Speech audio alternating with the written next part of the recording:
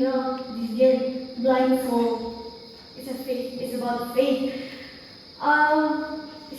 Miss, you are going to close your eyes, okay? Please come over here. And sir, will you please stand behind her? So, stand closer.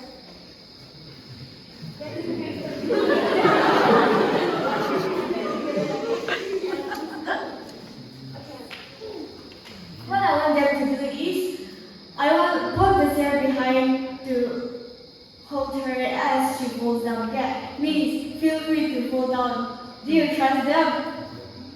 Do you trust them?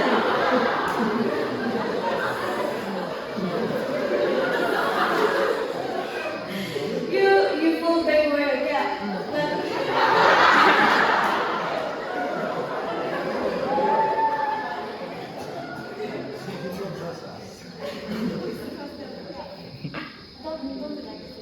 Free. Kill it.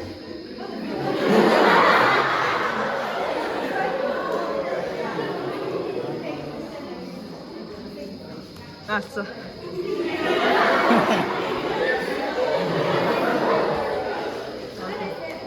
When I count 1, 2, 3, Miss will fall down again.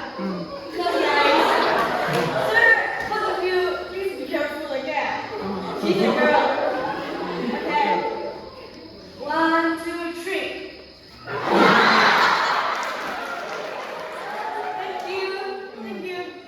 Thank you, yeah. Guys, do you like it? Yeah. Okay, everyone stand up.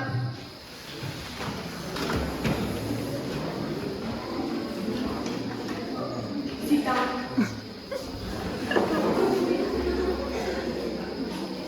Anyways, tonight we will be I'm so I thank God firstly for this wonderful opportunity to let me come and share the word of God. I also thank the youth department, especially the youth director, youth chairman, for giving me this wonderful privilege to share the word of God. I'm so excited. Please hold tight, open your ears, and listen to this carefully. My sharing for tonight is entitled as The Path of Faith. The Path of Faith from Luke chapter 1 verses 16 and 17. The Path of Faith from Luke chapter 1 verses 16 and 17. If you have your Bibles, you can open it. Let me begin with a question.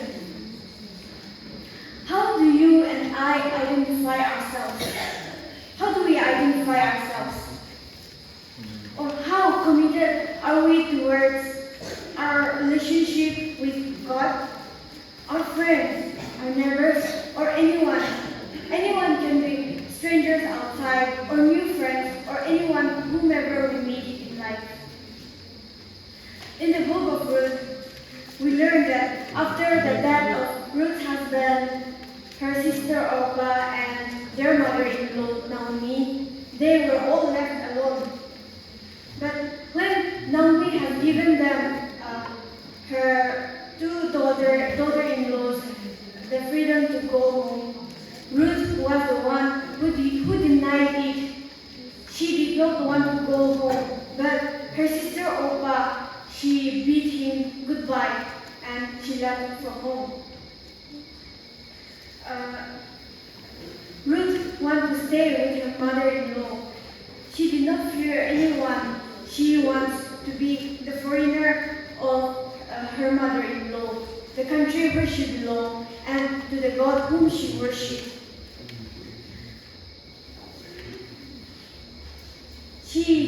Ruth did not know what her life holds.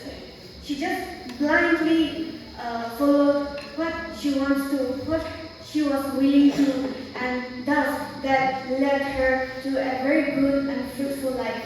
As we have seen through the activity that our sister fell down with blind faith. Our two brothers, they were behind her, and when she fell down, she was saved. Likewise, blind faith. We do not know what our future holds. We do not know what our next step holds. But the next hour of peace. But God is there for us if we have faith and our trust in Him. And so we will look on to the first character of Ruth, that is her loyalty. Her loyalty. From verse 16a and b. Verse 16a and b. We have seen that Ruth, Naomi, and Orpah, their husband, deceased. However, Naomi remained loyal and wished to send them back home to remarry to the Moabites that they belonged to. And she allowed them to go to their father. But Ruth stood up with faith.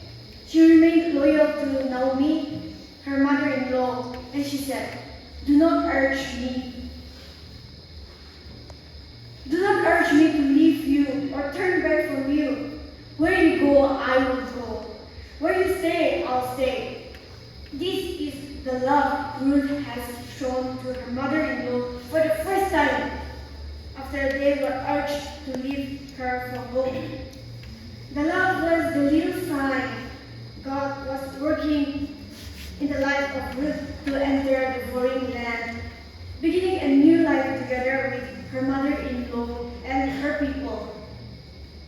She was the lady who was always loyal, although she was not aware what God has planned for her. The plan was to breed new generations through her. Her bitterness from the loss of her husband will soon turn to be light of happiness and being a faithful mother, wife, and daughter-in-law to Naomi, her husband, and her children too. This will lead us to the second point, being committed. Being committed from verses 16c to 17. Verses 16c to 17. Your people will be my people, and your God my God. Where you die, I will die, and there I will be buried. May the Lord deal with me, be it ever so severely. Even that separates you and me. That was what Ruth said to Naomi.